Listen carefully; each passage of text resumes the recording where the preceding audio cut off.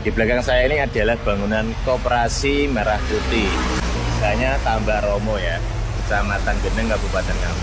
Nah teman-teman, mari kita ulik bentar tentang keberadaan Koperasi Desa Merah Putih ini ya. Dan ini bangunannya sudah selesai ya, tinggal nunggu nanti berjalan seperti apa. Oke, mari kita ulik sedikit mengenai bangunan koperasi ini. Ada sebuah narasi yang cukup masuk akal tentang koperasi ini. Oke, mari kita baca ya. Seperti inilah narasinya. Jadi bangunan koperasi ini adalah, kalau tidak salah katanya itu pinjaman teman-teman ya. Pinjaman senilai 3 miliar rupiah. Nah, jadi rincian dari anggaran 3 miliar itu adalah berikut ya teman-teman. 2,5 miliar untuk bangunan. Jadi meliputi bangunan koperasinya sendiri, terus mungkin nanti mobilnya dan lain-lain, sarana-sarana penunjang. Terus 2,5 M untuk bangunan, alat prasarana dan kendaraan. Nah, yang 500 juta itu untuk modal usaha muter ya, untuk perputaran barang dan isiannya ya. Jadi ini konsepnya itu utang ya bosku ya. Utang bukan hibah.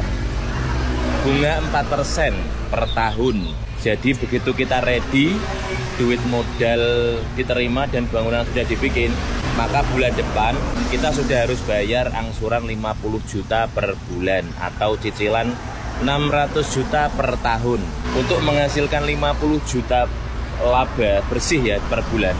Jika margin bersih koperasi 5%, maka harus menghasilkan 50 juta rupiah dibagi 5% sama dengan 1 miliar omset per bulan ya. Jadi 1 miliar omset per bulan.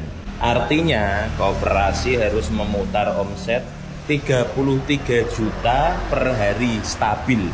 Kalau margin hanya 3%, lebih realistis untuk retail sembako, maka 50 juta rupiah dibagi 3% sama dengan 1,67 miliar omset per bulan. Ngeri sekali ya. Apakah sanggup nanti? Lanjut, apakah semua desa punya daya beli sebesar itu? Nah, itu adalah pertanyaan besarnya ya teman-teman. Setiap desa kan punya daya beli masing-masing ya, dan tidak semuanya itu akan berjalan sesuai rencana. Jawabannya belum tentu. Apakah pengurus koperasi punya pengalaman mengelola duit sebesar itu stabil beberapa tahun? Coba cek ya, ketua koperasi yang berlatar belakang pengusaha dengan omset di atas 1 miliar sebulan, ada nggak? Nah, KDMP bukan bisnis warung kelontong di desa yang omsetnya cuma beberapa desa, tapi harus 33 juta per hari. Nah itu dia, biar bisa bayar angsuran 50 juta per bulan, 33 juta per hari ya. Luar biasa. Itu kelasnya Indomaret, Alfamart itu ya. Itu aja belum tentu dapat segitu ya per hari. Apalagi dengan banyaknya koperasi yang baru dibuat ya. Nah saya rasa sih akan mustahil. Itu belum buat bayar pegawai, SHU dan lain-lain. Pegawai digaji para patriot pengurus koperasi dapat SHU yang dibayar dengan yen ono sisa keuntungan setelah bayar angsuran dan biaya operasional. Wah, kalau seperti itu sih ya boncos ya bosku ya. Nah ini skenarionya ya, skenario terburuk, skenario gagal bayar. 1. Macet ringan, koperasi hanya mampu menghasilkan laba 35 juta per bulan, defisit 15 juta per bulan, setahun defisit 180 juta. Kemungkinan akan terjadi restrukturisasi. Terus macet sedang, koperasi hanya mampu bayar 25 juta per bulan, defisit 25 juta per bulan, setahun defisit 300 juta. Cash flow tertekan, pengurus mulai disalahkan, kepercayaan mulai retak. Waduh.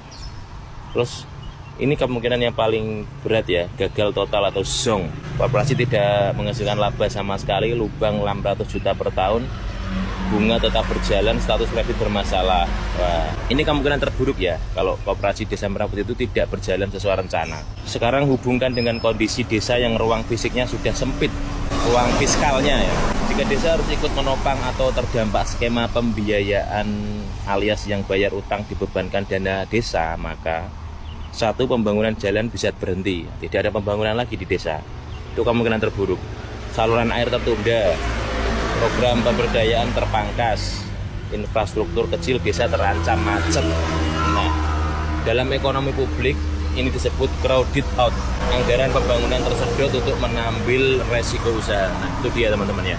Jadi hadirnya KDMP ini ya, Koperasi Desa Merah Putih ini memang masih menjadi topik yang hangat dan juga ya pro kontra ya. Tapi semoga memang pemerintah punya ide yang memang brilian ya. Jadi memang rakyat ini memang pola pikirnya belum sampai. Nah, semoga nanti memang hadirnya koperasi ini dapat memberikan manfaat memang sesuai lah ya, sesuai janjinya para pemerintah. Soalnya ini memang berat, kalau saya bayangkan aja belum tentu ya. Oke, salam sehat, salam waras.